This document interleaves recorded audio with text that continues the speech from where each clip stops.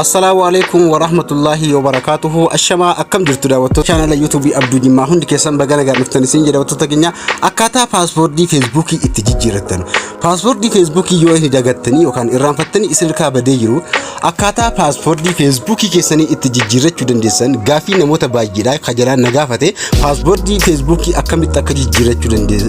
dandeenya kajee namoota hedduu jira akkasuma gaasiin agarsiisa daawwattoota keenya na hordofaa isin jedha warri haaraa taatan gaa subscribe godhaati maatii channel kootitti ida'amaa isin jedha video kana like tuquudhaan yoo isin danda'ame share gochuudhaan na gargaaraan jedha akka namoota hedduu bira ga'u isin jedha paaspoortii Facebook jijjiirrachuudhaaf gaa Facebook bilbila keessanii seentu yeroo awwalaa kanaaf jechuudha Facebook bilbila keessanii seentu egaa Facebook bilbila keessanii irra eega seentanii paaspoortii jijjiirrachuudhaaf tuqaa sadii gubbaan jirti mallattoo tuqaa sadii yookaan harka mirgaa kana gubbaarratti profiile keessan ganjillaa tuqaa sadii tuqaa sadii eega tuqxanii gaa setting and privacy kan jedhu ni fayyadamtu ganjillaa kana egaa setting and privacy eega fayyadamtanii kaatanii setting kan jedhu ni fayyadamtu setting irra ni tuqxanii tokkaaf egaa daawwattoota keenya setting kan jedhu yeroo tuqxan irraan gadii kana secret and login kan jedhu ni jira secret and login kan jedhu kana yeroo takkaan ni tuqxu paaspoortii Facebook keessanii hin beektan yoo ta'e jijjiirrachuudhaaf jechuudha secret eega tuqxanii gaa login kan jedhu mallattoo qulfii change passport kan jedhu ni jira change passport kan jedhu kana ni tuqxu jechuudha bakka kanatti paaspoortii jijjiirrachuudhaaf paaspoortii awwalaa sana yoo qabaattan asirratti naqxanii ni paaspoortii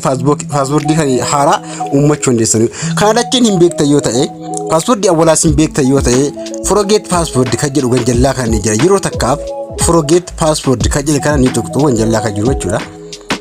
forget passport kana yeroo takkaaf eega tuqxanii haala kanaan fide isin baasa paaspoortii kana jijjiirrachuudhaaf gaa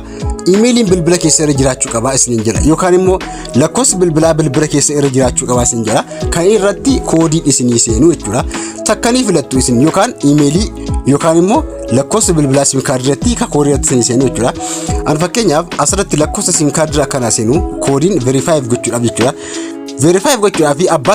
abbaa Facebook kana isin ta'uu baruudhaaf iyyuu koodii kan message irra isin seenu takka filadhu jira ka verify koodii teelesin ergitu takka filadhu jira lakkoofsa takka eega filattan yookaan email yookaan immoo lakkoofsa bilbilaa eega filattanii connect ka jettu kan ni tuqxuroo takkaaf jechuudha egaa haala kanaan mallattoo bakka duwwaa isin fida koodii sana fudhannee haadhunnu isin jira yoo email ta'e haala salphaa ta'een walakkaa keessa tuqxanii keessaa baatu email ta'e yoo akkaataa akka email isin seenu barbaadan walakkaa keessa tuqxaniitumayyuu keessaa baatu isin jira Facebook keessan gaa walakkaa keessa tuqxanii keessaa baatanii axxanii koodii sana fudhattanii iftu bakka nagalchuudhaaf jechuudha koodii sana fudhattanii iftu hundi keessaniyyuu yoo lakkoofsa bilbilaa akka email irra isin barbaadan yeroo email keessan keessantanii profiile tuqxanii email Facebook keessanii gubbaarra ni godhattu profiile kana yeroo takkaaf eega tuqxanii email bilbila keessaa qabdan isin yeroo inni isin baasee email sana gubbaarra asitu yoo koodii isin seenuu didee jechuudha egaa daawwattoota keenya email sana gubbaarra eega asitanii kaatanii Facebook irratti verify gochuudhaaf fi haala kanaan yoo inni irratti isin seenuu didee jechuudha akka inni jarjaraa isin seenuu haala kanaan gootu egaa haala kanaan koodii yeroo inni isin seenuu dee akka inni isin seenu akkanaan godhattu isin jechuudha haala kanaan fakkeenyaaf koodiin kun naaseenee jira kun asirratti email irra asirratti koodiin naaseenee jira koodii sana koppii ni godhattanii qabdanii koppii godhattaniituma bakka naa fudhattanii dadhanii Facebook keessa irra galchitu isin jira koppii ka jettuttanii keessaa baatanii Facebook bilbila keessanii dadhaniituma koodii kana galchitu isin jira koodii kana galchanii haala kanaan jijjiiruu dandeessu isin jira haala kanaan jechuudha keessaa baanee Facebook bilbila keenyaa ni seenna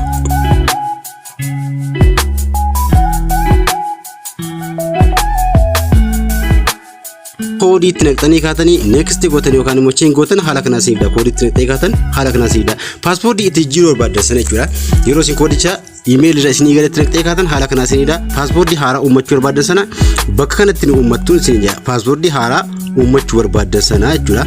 paaspoortii haaraa uummachuu barbaaddan sana bakka kanatti eega naqxanii gaa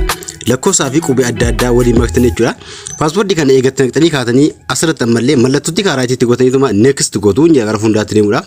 paaspoortii haaraa uummattanii kaawwala hin beekne jijjiirrachuudhaaf paaspoortii sana eegatti naqxanii next ka jedhu ganjallaa kaa tuqxanii gara fuuldaa deemtuun isin jira next eega gootanii haala kanaan isin ofa asirratti enter your point number jira enter your mobile number jechuudha lakkoofsa bilbilaa itti naqisin jira lakkoofsa bilbilaa keessanii itti naqxu bakka kanatti jechuudha lakkoofsa bilbilaa keessan bakka kana ni galchitu isin jira daawwattoota keenya lakkoofsa bilbilaa email irraa qabdan sana bakka kana ni galchitu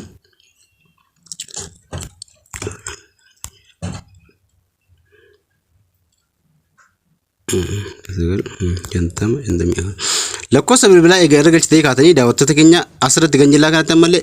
search gootee barbaachiftu isin jira. lakkoofsa bilbilaa egaa irratti kaatanii search gootanii haala kanaan paaspoortii feesbuukii keessanii yookaan paaspoortii feesbuukii hin beekne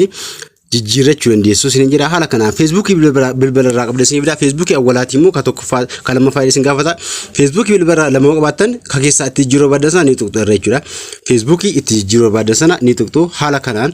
paaspoortii feesbuukii keessanii jijjiirtanii karaa sirrii ta'een itti fayyadamuu dandeessuun isin jira daawwattoota keenya hundi keessaniyyuu.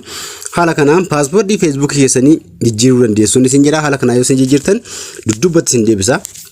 yeroo isin jijjiirtan haala kanaan dudduubatti isin deebisa. haala kanaan paaspoortii feesbuukii keessanii itti jijjiiruu dandeessuun isin jira hundi keessaniyyuu haala salphaa ta'een. haala kanaan paaspoortii feesbuukii keessanii itti jijjiiraatii itti fayyadamaa isin jira. yeroo kana qubee takka takka isin fida qubee kana yeroo inni fide qubee gubbaa jiru kana itti naqxu jechuudha. verify gochuudhaaf yookaan immoo qubee kana yeroo inni isinitti fide qubichuma gubbaarra ilaaltaniituma itti naqxu hundi keessanii jechuudha. qubicha gubbaarra ilaaltaniituma itti naqxu gara fuundaatti ooftu isin jira kanatti naqxanii qubicha gara fuundaatti haala kanaan isin oofaa. yeroo isin itti naqxan haala kanaan lakkoofsa bilbilaa koodii isin seenaa. yeroo isin imeelii itti jirtee kaatanii dhuftan lakkoofsa bilbilaa irra naqxanii kaatan koodii isin seenaa. koodii sana kunoo haala kanaan isin baasaa. koodii itti naqxu isin jira. koodii yeroo isin baase haala kanaan itti naqxu isin jira daawwattoota keenya. koodii yeroo inni isin baase haala kanaan itti naquu dandeessu isin jira. lakkoofsa bilbilaatii fi akkasuma imeelii paaspoortii isaa yookaan immoo paaspoortii feesbuukii itti jiruun haala kanaan lakkoofsa koodii imeelii lakkoofsa bilbilaa isin ergame sana lakkoofsa ammatti naqxanii kaatan sana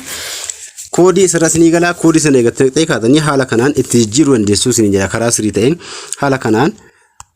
paaspoortii feesbuukii keessanii jijjiirrachuu dandeessu isin jira hundi keessanuu warri hin beekne haala kanaan itti fayyadamaatii paaspoortii feesbuukii keessanii jijjiirradhaa isin jira. haala kanaan gaa paaspoortii itti naqxaniituma raayit gootuu isin jira daawwattoota keenya. paaspoortii feesbuukii keessanii haala salphaa ta'een haala kanaan hundi keessanuyyuu jijjiirrachuu dandeessuun isin jira daawwattoota keenya. yeroo isin feesbuukii keessan paaspoortii isaa jijjiirrattan haala kanaan feesbuukii bilbila keessatti isin deebisaa. warri hin beekne haala kanaan jijjiirradhaa isin jira paaspoortii feesbuukii keessanii.